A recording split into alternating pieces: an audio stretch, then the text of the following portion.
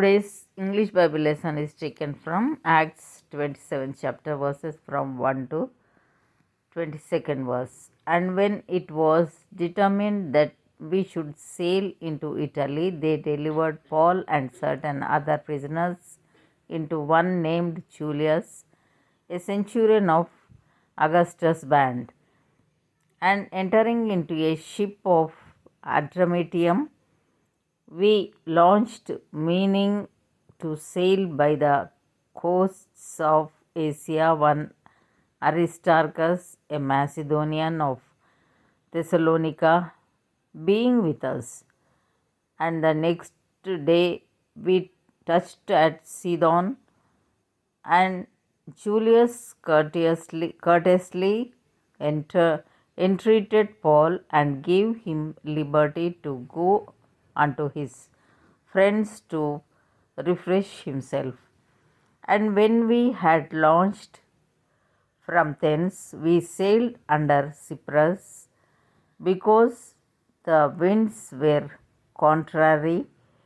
And when we had sailed over the sea of Cilicia and Pamphylia, we came to Myra, a city of Lycia, and there the centurion found a ship of Alexandria sailing into Italy, and he put us therein. And when we had sailed slowly many days, and scarce were come over against Cnidus, the wind not suffering us, we sailed under Crete over against Salmone, and hardly passing it, came unto a place which is called the Fair Havens, nigh where unto was the city of Lasea.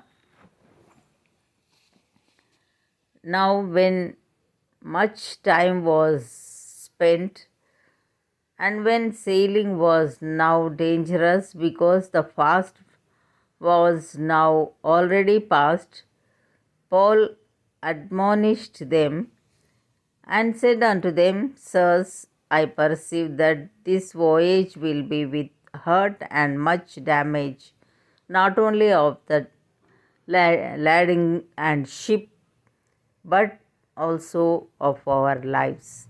Nevertheless, the centurion believed the master and the owner of the ship more than those things which were spoken by Paul.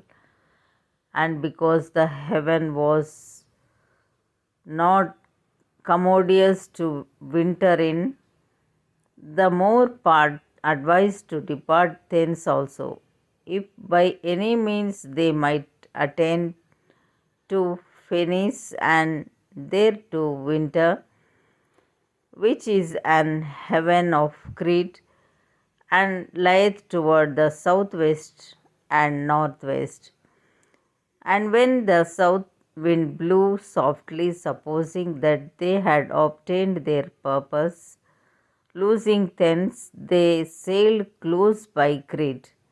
But not long after there arose against it a tempestuous wind called Euroclydon, and when the ship was caught and could not bear up into the wind, we let her drive.